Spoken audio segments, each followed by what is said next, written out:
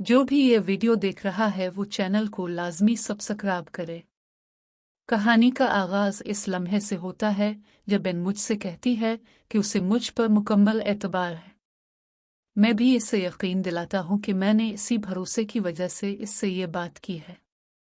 वो उठकर जाने लगती है तो मैं उसे रोक लेता हूँ। हम दोनों के दरमियान एक जज्बाती और करीब महसूस होने वाला लम्हा पैदा हो जाता है। वो थोड़ी सी झिझक दिखाती है, लेकिन फिर भी हमारे दरमियान नर्म और मोहब्बत भरी गुफ्तगू जारी रहती है। कुछ देर बाद वो खुद को संभालती है और कहती है कि अब मनाल का भी मुझ पर हक है। मैं मुस्कुराते हुए इसे जवाब देता हूँ कि तुम्हारा भी मुझ पर इतना ही हक है।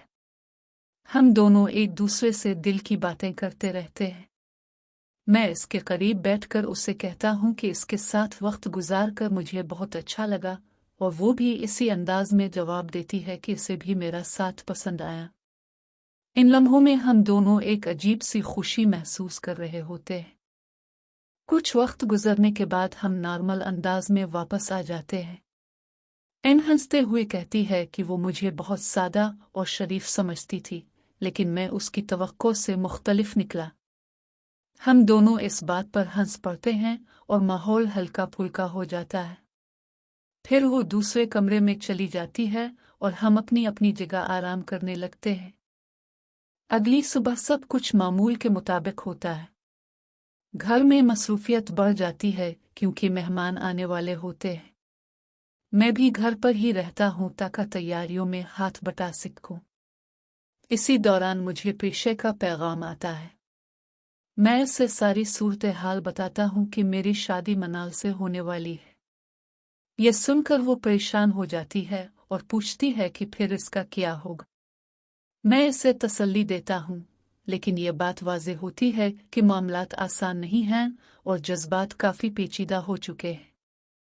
दूसरी तरफ घर में मेहमानों की आमद शुरू हो जाती है। मुराद अपने वालिदैन के साथ आता है और कुछ ही देर बाद मनाल भी अपने ख़ानदान के साथ पहुंच जाती है।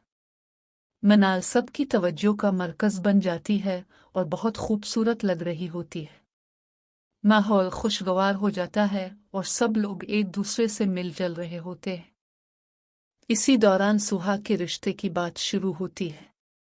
दोनों ख़ानदान इस मौजू पर गुफ्तगू करते हैं और आखिरकार खुशी खुशी इस रिश्ते को कबूल कर लिया जाता है।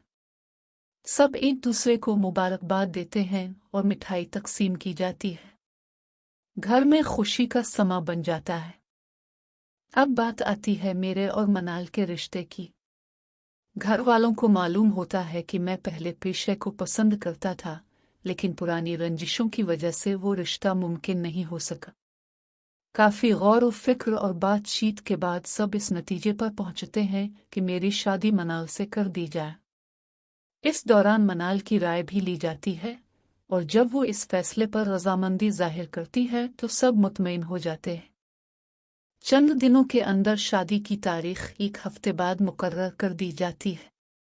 कुछ लोग सादगी से शादी करने का मशवरा देते हैं, जबकि कुछ चाहते हैं कि शादी को धूमधाम से मनाया जाए। इसी दौरान अमन और मुराद के रिश्ते को भी हतमी शक्ल दे दी जाती है और फैसला होता है कि दोनों शादियां एक साथ होंगी। शाम तक तमाम मेहमान वापस चले जाते हैं और घर में तैयारियों का बाकायदा आगाज हो जाता है। अम्मी खुश भी होती हैं और थोड़ी परेशान भी, क्योंकि वक्त कम होता है और काम ज्यादा। रिश्तेदारों को बुलाया जाता है ताकि सब मिलकर तैयारियों में हिस्सा ले सकें।